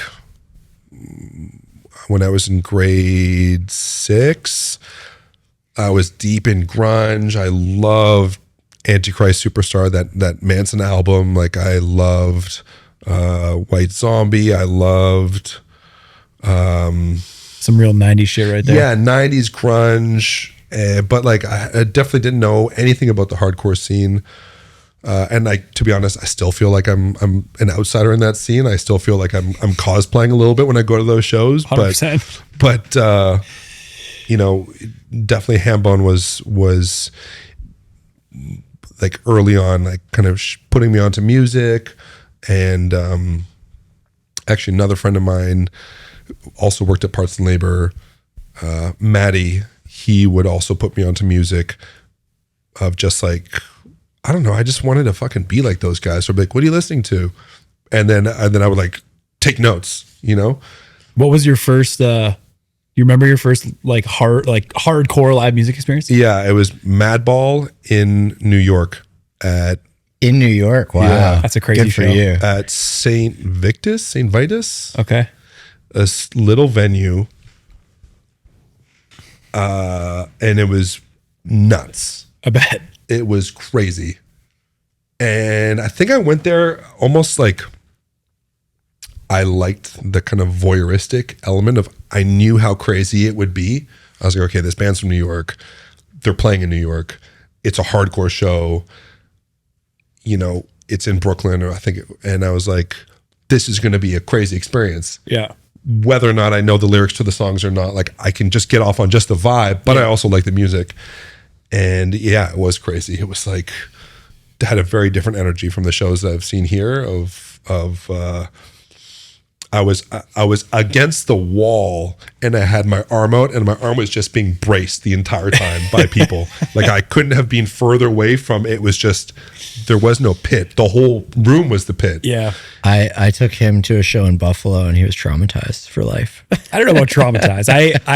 What show? I have said since then that I got a little bit of, I call it fatigue of it, where it was just, first of all, I'm a death metal guy. Okay. Yeah. Death metal and hardcore are distinctly different. And there's a little bit of overlap, like, you know, not a little bit. There's more and more overlap now. But bands like Hatebreed, where it's like you could go to a death metal show and Terror, Hatebreed, you know, these bands that maybe originated as very much being hardcore bands. The lines are blurring more and more, and these bands are touring together to expand fan bases and so forth. But I had only ever been to, I would call it like hardcore Slash metal. maybe adjacent shows where it's a hardcore band, but it's sort of like Terror with Obituary, that kind of thing. I've been to Hatebreed every time they came, and I thought that was maybe like a depiction of what like true hardcore was. And then I started to go to, you know, we went to see Terror, and I've been to Madball a couple times and so forth. But then we drove to Buffalo and we saw Missing Link at AMVETS, American Veterans. It's which like is like a legion. It's a veterans legion. Massive legion. Okay. And Low stage.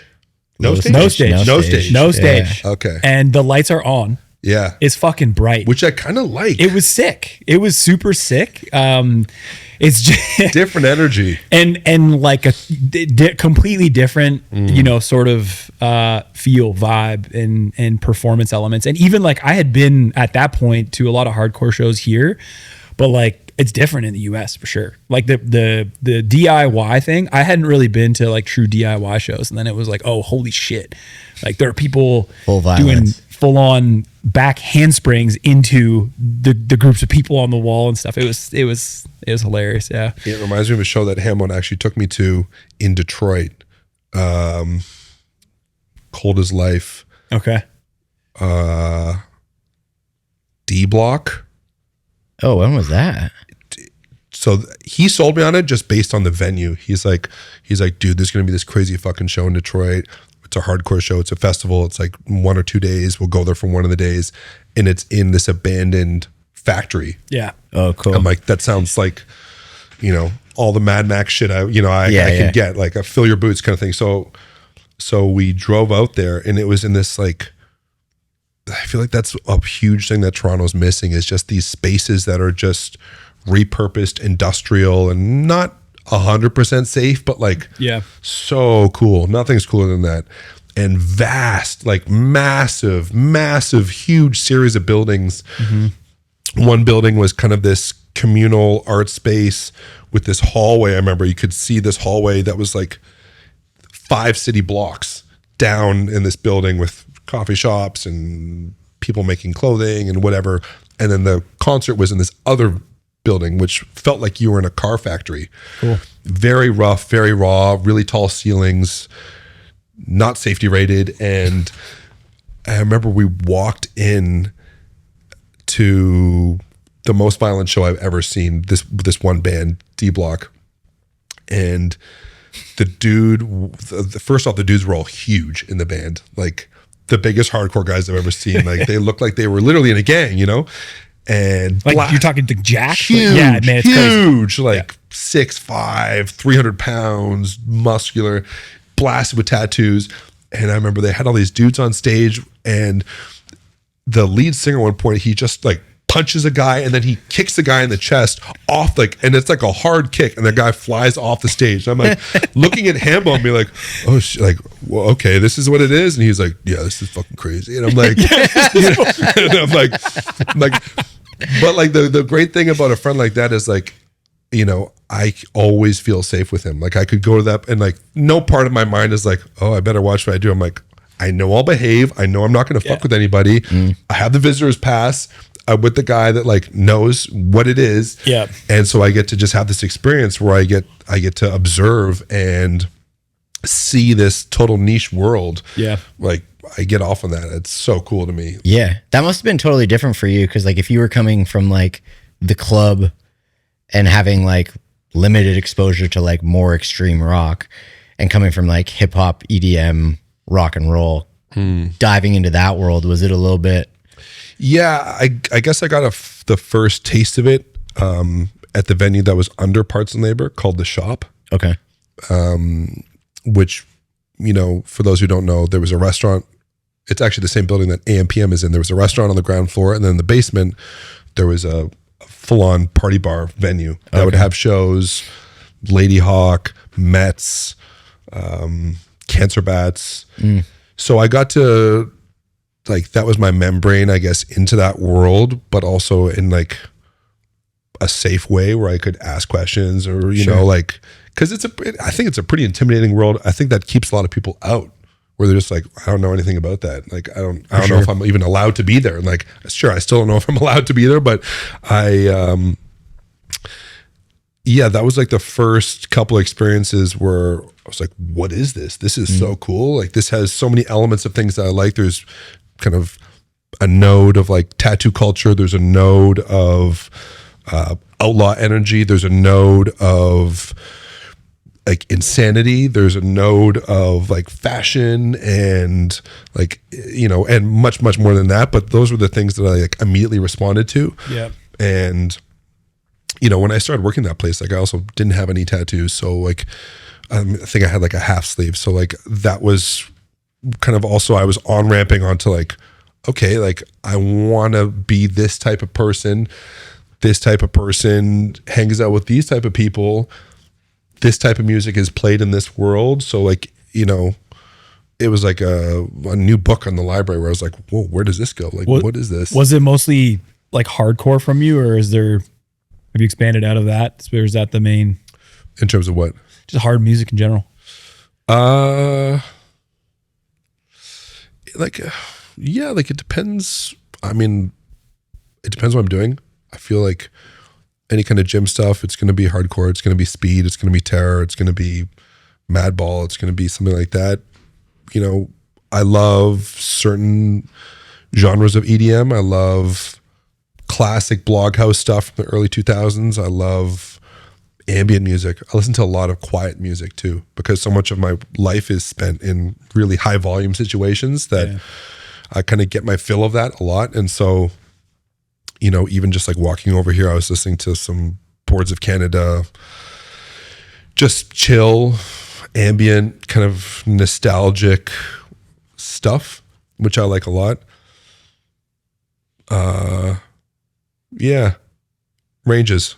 Cool. I like hip hop walking around. Mm-hmm. Walking around music for me is old school, some 90s hip hop, any of the classics, Nas, Biggie, whatever. And then as soon as I walk in the gym, it's brutal death metal. Yeah. Just immediately. It's like a switch. I used to listen to it on the way to the gym, but then when I got in there, it's it didn't hit as hard. You blew your wad. Yeah. It's too hip hop. early. Yeah. It's too much. Hip hop getting ready too, listening to some Griselda, listening to some Gun, thinking about what the fit's going to be, what the fashion's going to be, what the shoes might be. I feel that's kind of fits into that world a little bit too. Definitely walking around, driving around too. Yeah. Do you find that the artist that you listen to influences the fit that you're putting together? Yeah, I think the artist for sure. It just depends on who are we going to try and pretend to be today? Are we going to be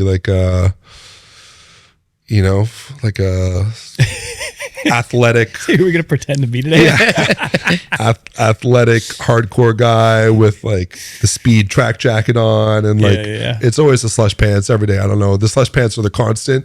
Yeah. Okay. Is it are going to throw on a Laurel P shirt because we're trying to act fancy? I don't know. It depends. I guess it does depend on a little bit on that note on the closet. I got to just really quickly bring up Josh Roeder and Chantel and in Vintage We Trust, because you're a frequent shopper there. Yeah. Yes. Fuck man, I'm gonna miss that place so much. Yeah. Big shout out to Josh and Chantel. Josh had this funny thing where I would come in there and he's such a wealth of knowledge. And so I would come in there a couple times and buy a couple pieces of a certain thing. I remember there was a wave that I was on, Champion reverse weave. And I was getting into old hoodies from the 80s and 90s and really thinking I had put together some shit.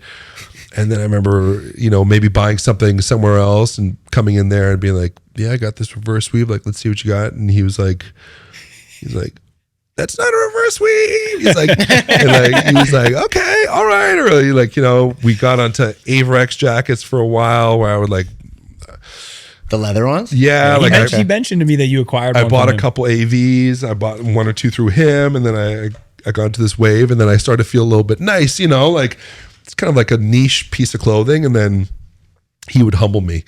He'd be like, come in. And come in and be like, I'm gonna fucking incinerate you. And then he'd be like, your AV's okay. He's like, it's not like this though. And then he'd like show me some grail piece of, you know, like, yeah, that was a huge hit. That guy's garment knowledge is unbelievable. Dude, like, Not say garment knowledge, sneaker knowledge, live music knowledge. Like I'd go in there thinking like, oh, I know a lot about anything. You pick it, like Supreme, whatever it was. And it'd be like, we'd pull a piece out and start talking about it. And then he would just go so deep. It'd be like, oh my God, this guy knows everything about every sliver of culture. That's how it seemed to me. It's crazy. yeah, talk about enchantment. I mean, I think when you're around people that really know a lot about their world and they can just talk about it in a way that's digestible to you, where you're learning something. Another person like that is Jonathan Shimoni from Leisure Department. I call it like cloth talk, where they get into it and they're talking about, well, this is the year this stitching actually changed. And you could pretend to be that guy for a second where you're like, I'm going to remember this. I'm going to remember that, you know, they switched the tag over and okay. And like, I love feeling that where you're learning something. And like, I remember so many times where I've hung out with Shimoni and we've talked about a piece that he's designing or a piece that he likes or a piece that I have. And he gets into like how it was made. And like, dude, I love that. Like, I love feeling like the stupidest person in the room where someone can just. We should get him on. Dude, I will say this about you, even not really knowing you that well, is you're a student. Like you listening to the way that you're communicating with people, whether it was like through Hambone, you know, and hardcore or the vintage guy, like you seem like you love to learn. Actually, my mom called it sticky side out, which is like, I feel like Cool. that kind of came about just, I'm an only child. You know, I was forced into a lot of situations at a young age where you just kind of like fend for yourself, like dropped off in a room full of kids, dropped off in a room full of adults, you know, and I learned that I really liked trying to do that, you know, trying to absorb as much from people's personalities or people's backgrounds of knowledge. Like I liked how that feels when someone is taking the time, not in like, because people can also tell you shit in a way that's like not cool, you know, where they just tell it matter of fact and they kind of make you feel small and like, well, you should know this. But like when someone actually opens a door for you in a way that's, they care about it and they want to take you on the ride with them. It's so, what's cooler than that? Like that's. Well, it seems like you've picked the right people for that, because everybody that you've named has a very non-pretentious way of doing that. And they're all people that like, when they talk, I listen. Yeah. You know what I mean? Like when Hambone says something, I take it as gold. You know what I mean? Like that's what impresses me about people, is like people that want to learn from others. You know what I mean? You're not reading a textbook, you're getting like street knowledge, you know, from guys that are actually about it. Like Jonathan's in the thick of fashion. You know what I mean? Like he embodies that world. And when he talks to you, you're just another guy. You know what I mean? And that's what's cool about it, you know? Yeah, it makes me feel lucky every time I'm in the presence of those people, because I feel like there's, you know, if I grew up in Sault Ste. Marie or I don't know, Sarnia, or like the opportunities to have those types of conversations might not be there.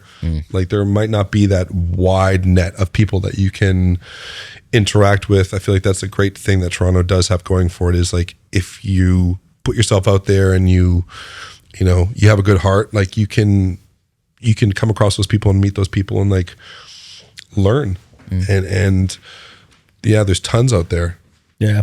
The blend of culture, like even just sitting here, it's like someone like Josh, going back to that, it's his understanding of hip hop, hard music, metal, classic. It's like I don't know if it's the same in other cities, but I do feel like there's just such a wide network of people in different areas, but also that have understanding of like every area. Like I've met a lot of people here where the city is a melting pot in more ways than one. And one of those is just like cultural exposure.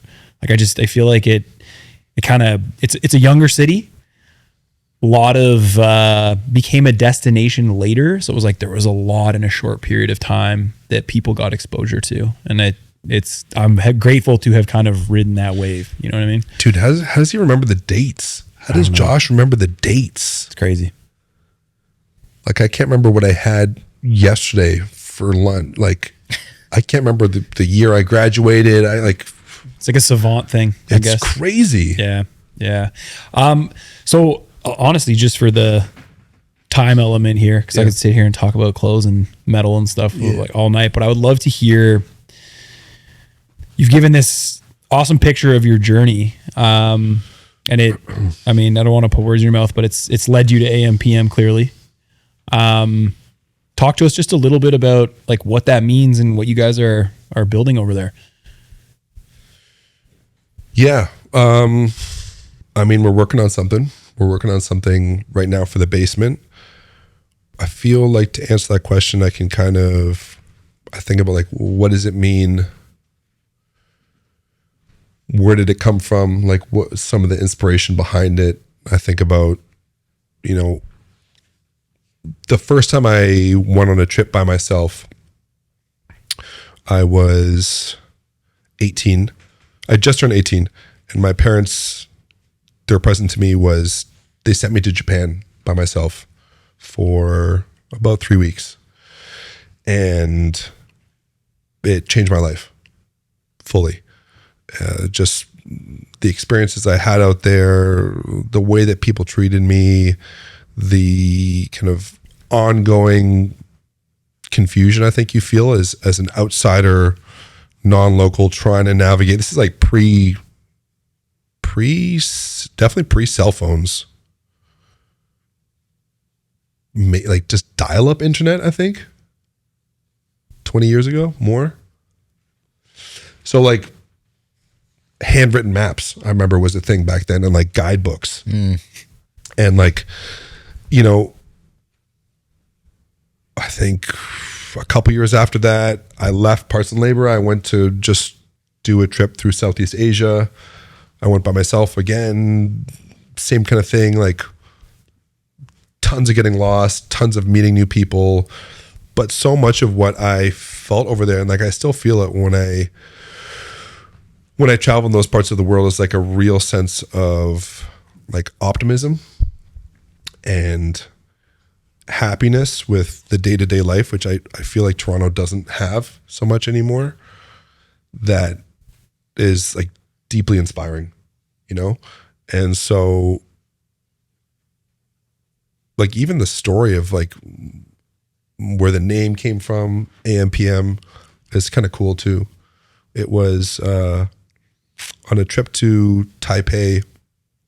I was out there with a group of friends, and someone said, "Oh, you got to check out this one place. There's a guy from Toronto. He moved out there, kind of graffiti writer, and he has some charges. He left the country. He moved to Taipei, met this woman. She was born and raised there. They fell in love, moved in together, had kids, created this business together, and now they have this space. You have to go check it out." So I was like, "Okay, that sounds dope. Let's check it out."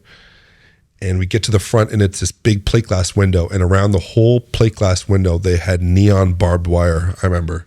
Cool. And you walk in, and it's kind of a space like this where it's like a clothing store, but also there was like a skate ramp in it, like a half pipe, and there was like an art gallery element to the space as well, and they threw parties there. And they worked together on all this, on everything from like the clothing brand that they have called Damage. And it's named AMPM. And the whole story of like the love story between them, it was so cool to me that I was like, the second I heard the name, I was like, that's the name. Like that's the name, And then I think also the fact of like, somewhere along the line we're like, oh shit, AM/PM, like day, night, we don't stop. That was another part of it too, of like, I think my business partner and I, we don't know much in terms of like What we do know is that we won't stop working. You know, we might not have this crazy wealth of financing behind us. We might not have legacy experience working all over the world, but what we do know, we have a quality where we can thug out a pandemic, you know, to the point that my business partner actually moved into the club. He lived in the club for like a 6 or 7 month period when we were closed because we had no money. He had no money. We didn't know when CERB was going to get turned off. We'd put everything into the business. We weren't allowed to open. And so there was a period where he's like, okay, fuck it. This is the only option I have in case we need to have an injection into the business later. I got to save something. So he moved in. And so I would go visit him like every day. You know, we had this big commercial kitchen in the back and we would cook breakfast, and like, it sounds like kind of like a fairy tale story. It was super dark at the time because neither of us knew, I mean, none of us, I guess, knew what was going to happen, what was going to be allowed. We had so many people telling us, you got to sell it. Nightlife will never be a thing again. It's never going back. And we were just holding on to this idea and holding on to each other, being like, okay, what are we going to do today? Today we used to go into there's a parking lot behind the venue, and we had these big stools that are made of old truck springs, which are left over from parts and labor. We used to do workouts with these stools, just the two of us in this parking lot behind, just to try and get our heads straight, you know, and come back in and cook in this like huge, massive kitchen, you know, just cook eggs and bacon and like, you know, just trying to like survive the day. But what came out of that was like a real sense of like, okay, if we just put one foot in front of the other, we know we can survive this thing. And then you do that enough times, you're like, okay, this is something that we just do where we just don't stop. We're just not going to stop working, whatever the thing is. And so, yeah, like we're working on this new space. We had an idea for what it was going to be. We thought it was going to be karaoke rooms. It seemed like a natural blend with some of our clientele who are maybe aging out of the crazy, manic, feral club energy that AMPM can have. But we wanted to offer them a space that might, you know, still work for more private events. Maybe they do both. Maybe that's like a way where they can still be in the ecosystem of AM, but like in a way that they want. And we hit a little hiccup with bylaw. You can't put up walls in a licensed area once it's been licensed with no walls. And so we decided to just pivot to another venue. And so, yeah, it's been cool to go back to like, you know, we don't want to just Xerox what AMPM is and put it downstairs. We want to bring it into the next phase, and hopefully we can do some version of that. And so we've been kind of revisiting early stuff. We created this Bible kind of when we first made AM. That was all these images. We literally made like a magazine for each other where we had it and we gave it to all the contractors. And so we were just all on the same page of like what it is. And it was just images that we had put together, pictures we had taken, stuff from trips I'd been on. So I feel like that's like a long-winded, like aesthetic answer to your question for what we want to do downstairs. We want to expand in a way that I guess just gives a bit more room so that, you know, so there's more room in the fold for the people that want to come join. So we don't have to turn other people away when we're at capacity. You can come try this place down here. Mm-hmm.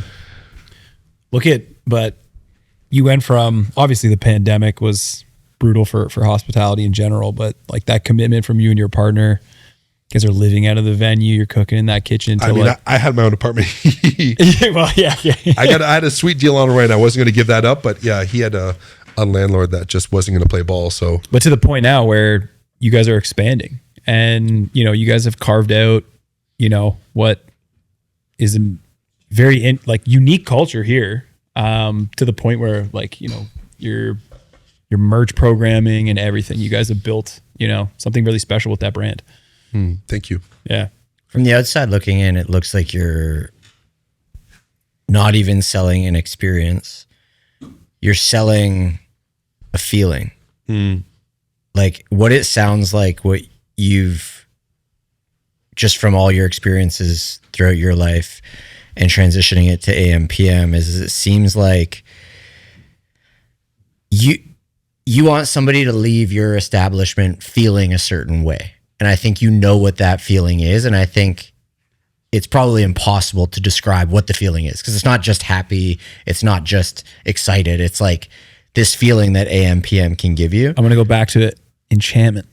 But it feels like to Love me that. what you're, whether it's surviving the pandemic, going to these countries when you're younger, you know, overcoming addiction and doing that, both you and your business partner, it seems like you guys are able to put a bow around this AM PM feeling that you're hoping people leave with, because you even said like some people go in there and might not even drink. They're just there to observe, or they're just there to be a part of this.